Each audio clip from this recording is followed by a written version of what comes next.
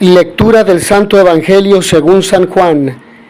En aquel tiempo Jesús dijo a sus discípulos: si el mundo los odia, sepan que me han odiado a mí antes que a ustedes. Si fueran del mundo, el mundo los amaría como cosa suya.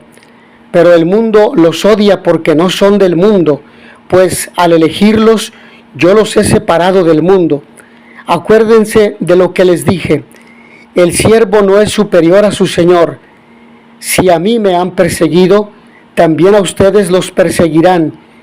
Y el caso que han hecho de mis palabras, lo harán de las de ustedes. Todo esto se lo van a hacer por causa mía, pues no conocen a aquel que me envió. Palabra del Señor.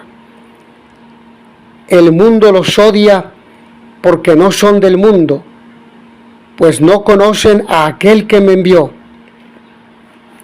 El término mundo es entendido aquí en sentido negativo.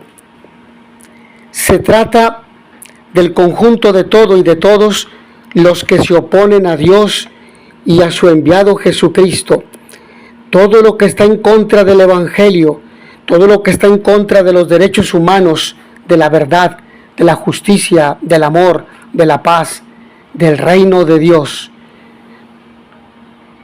El tema central es la permanente animadversión contra los discípulos, contra los que llevan el mensaje de Jesús, la buena noticia, el Evangelio. Algo que no ha de sorprenderlos. Ellos son y serán perseguidos por no pertenecer al mundo, sino al Señor, por no participar de la corrupción, de la injusticia, del fraude, de la maldad. Siempre han de recordar que antes de ellos fue su divino Maestro el perseguido. Lógicamente este mundo que no conoce ni reconoce a Dios tampoco estará dispuesto a aceptar de buen grado a sus enviados. Para San Juan, el mundo no es el lugar donde habitamos los hombres, sino el enemigo de Dios y de Jesús. De ahí todas las afirmaciones que encontramos en el Evangelio, en el pasaje evangélico de hoy. Por eso se afirma que el cristiano que sigue a Jesús está llamado a vivir al revés de la sociedad, ir contracorriente. En un mundo organizado muchas veces desde intereses egoístas, debe procurar vivir e irradiar el amor, aún con la presencia de la cruz. En esta clave, cuando un cristiano o una cristiana es muy elogiado por los poderes de este mundo y es exaltado como modelo o exaltada como modelo para todos por los medios de comunicación, conviene desconfiar siempre un poco.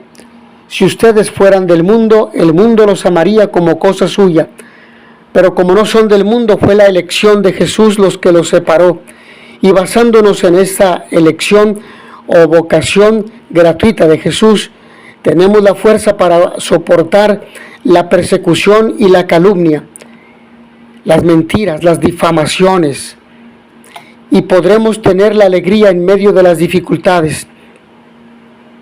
En el escenario actual, seamos valientes y proclamemos sin miedo a Cristo resucitado, luz y alegría de los cristianos. Dejemos que el Espíritu Santo nos transforme para ser capaces de comunicar esto al mundo, a la luz del texto de hoy. Y precisamente, a raíz de este texto, el Señor se dirige a cada uno de nosotros y nos dice: si fueras del mundo, el mundo amaría lo suyo, te amaría. ¿Cómo aplico esto a mi vida? Por eso, el amor es más fuerte que el odio.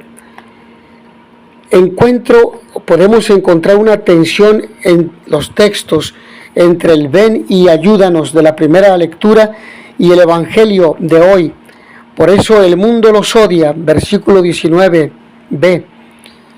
Un minuto que miremos o recordemos las noticias que nos llegan sin cesar, podemos sentir esta tensión haciéndose realidad en la segunda afirmación: el mundo los odia.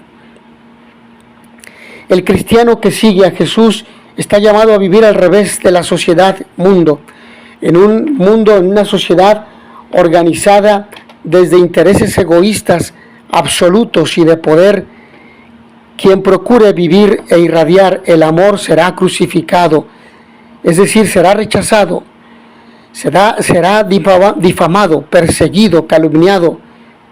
El siervo no es más que su Señor, y si Jesús ha tenido esta experiencia, nosotros también la tendremos. Por eso es importante recordar lo que dice las palabras de la Sagrada Escritura. Hijo mío, si te has decidido seguir al Señor, prepárate para la prueba. Y esta prueba es la persecución, la incomprensión, la exclusión de ambientes donde no se quiere a Jesús ni al Evangelio, donde está prohibido hablar de Dios, donde se persigue a los que viven la buena noticia. Nunca había sentido tan real este Evangelio haciéndose vida en tantas comunidades cristianas, que muchas veces son incomprendidas y perseguidas, torturadas, exterminadas, y en tantos lugares a la vez. No tenemos que ir tan lejos, no tenemos que pensar en África, en Asia, basta pensar en América Latina, en México, en Nicaragua, en Venezuela, en Cuba y en ambientes en México.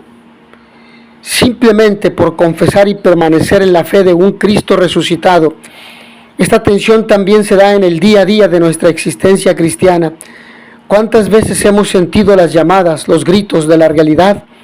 A veces se trata de personas o familiares con necesidades, otras de una situación de injusticia flagrante, ya sea cercana o más lejana, otras de un gran abanico de indiferencia religiosa o de valores.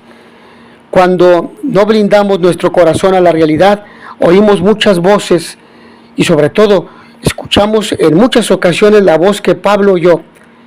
Ven y ayúdanos. Sentimos que el mundo es la casa familiar en la que podemos echar una mano. Estamos hechos para servir a este mundo, para responder a las llamadas que son llamadas del Espíritu de Dios. Simplemente estemos atentos. Pero cuando he dicho servir a este mundo, me refiero a aquel cúmulo de personas, de cristianos, de católicos, que están dispuestos a dar su vida por Cristo y por el Evangelio, por los hermanos, porque no conocen al que me envió. Por eso muchos fieles son perseguidos. El final de este Evangelio ilumina el mensaje y contenido del mismo, porque no conocen al que me envió. Para entrar en la centralidad del texto es importante entender que la ignorancia a nivel de fe es un atentado contra la verdad. Si la ignorancia brota de una masificación, el resultado es simplemente el vacío de su vida sin rumbo, de una vida sin rumbo. El Señor intenta compartir con sus discípulos la razón más profunda de su encarnación, tomar nuestro barro y asumir nuestras heridas, es decir, estar en el mundo, pero no ser parte de él, no para ser como el mundo, sino para embellecer, sanar, acompañar, amar, conducir a la verdad y dar testimonio de ella y dar a conocer que el fin del camino conduce al corazón del Padre. No les dice que miren el mundo como el peor enemigo, sino que amen al mundo, pero solo en la medida en donde se manifiesta la presencia de Dios. Les invita a tener una mirada que vaya más allá y les ayude a descubrir su rostro en ese dolor escondido de tantos hombres y mujeres que viven sin rumbo, o con rumbo equivocado, o inmersos en el dolor y la soledad, en ideologías contrarias a la dignidad humana y al Evangelio. En la cruz Jesús ve su rostro y el rostro del Padre en el ladrón al que le promete que hoy estará con él en el paraíso. Es la mirada de fe que nos embellece el alma y nos enseña a vivir en el mundo, pero sin ser del mundo, conscientes de que como cristianos le seguimos a Él y con Él aprenderemos a amar hasta que dejemos los pedazos del alma si es preciso, a jirones por el camino si es que de verdad le seguimos a Él. Jesús es el enamorado de la humanidad porque el amor al Padre le ardía en el corazón. En Lucas capítulo 12, versículos 49 al 53, dirá: he de recibir un bautismo y cómo me angustio hasta que llegue la hora. Es la hora de dar la vida por esa humanidad que es su propia carne. Este es el gran desafío para todos los cristianos. Estamos en el mundo, nos masifica el mundo, nos enajena, vemos al mundo con la mirada de Dios. Estamos en el mundo sin ser del mundo, sino con el corazón abierto a Dios, confirmando la fe de las iglesias. Y con esto termino esta reflexión en torno a las lecturas, y particularmente voy a terminar con la reflexión en torno a la primera lectura. Desde el inicio, este capítulo 16 de los Hechos de los Apóstoles comienza narrando el segundo viaje misionero de San Pablo. Sorprende que le inicie visitando Derbe y Listra, dos ciudades donde tanto habían sufrido, al mismo tiempo que había surgido en ellas una gran comunidad. En una de ellas vive Timoteo, hijo de madre cristiana y padre griego, que llegará a ser un referente en esa primitiva iglesia. Pablo se refiere a él en Primera de Corintios capítulo 4, versículo 17 y Primera de Timoteo capítulo 1, versículo 2, como un hijo querido y fiel en el Señor, o mi verdadero hijo en la fe. Con estas expresiones sentimos que Pablo nunca estuvo decepcionado ni se arrepintió por haber escogido a Timoteo para que lo acompañara en su trabajo misionero y que éste a su vez se comprometiera en el anuncio de salvación que Cristo realizó para todos los pueblos. Pablo cree firmemente que esta elección es obra de Dios, y así vemos claramente que este plan de Dios va desarrollándose y realizándose tal como lo encontramos en la segunda carta de Pablo a Timoteo, en el capítulo 2, versículo 1 y siguientes. Por todo esto, nos sorprende aún más, o más aún, lo que vemos realizado en Hechos de los Apóstoles, capítulo 16, versículo 3. Decidió llevarlo consigo y lo circuncidó. Pablo llegaba de Jerusalén con los acuerdos alcanzados por los apóstoles referidos al asunto de la no necesaria circuncisión a los gentiles para acceder a la salvación de Cristo. Igualmente conocemos la creencia y defensa que Pablo tiene sobre este asunto en sus cartas. Por ejemplo, Primera de Corintios capítulo 9, versículo 20 y Gálatas capítulo 2, versículos 2 al 10. Nos podemos preguntar, ¿por qué entonces realiza Pablo la circuncisión a Timoteo? A simple vista es una contradicción. En cuanto seguidores de Cristo, lo mismo da estar circuncidados que no estarlo. Lo que vale es la fe que actúa por medio del amor, lo que nos dice Gálatas capítulo 5, versículo 6. Tenemos que seguir buscando. Alguna causa de fuerza mayor con relación al anuncio de la buena noticia tuvo que existir.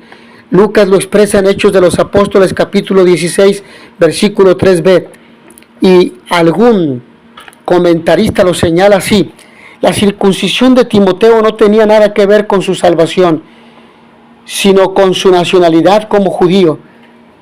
Siendo medio judío y medio griego, Timoteo podía tener buena entrada entre judíos y griegos, pero para trabajar con los judíos tenía que ser circuncidado, porque estos no hubieran tenido respeto por un judío incircunciso.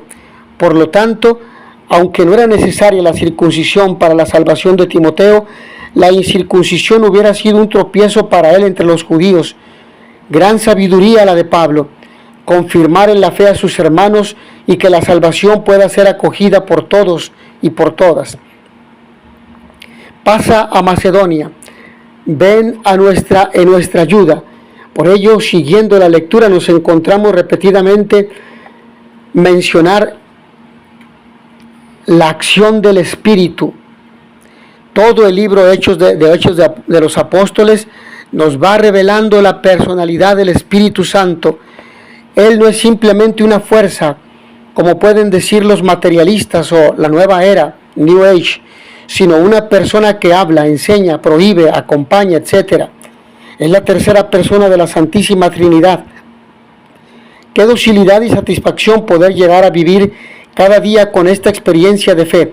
Mirando mi vida concreta y la de nuestra iglesia, me surge una cierta nostalgia y orando me pregunto, ¿sería tan sencillo como a simple vista nos lo narran? Seguro que no. Tenemos que saber leer entre líneas para ir descubriendo luces e instituciones por donde quiere guiarnos el Espíritu Santo hoy día.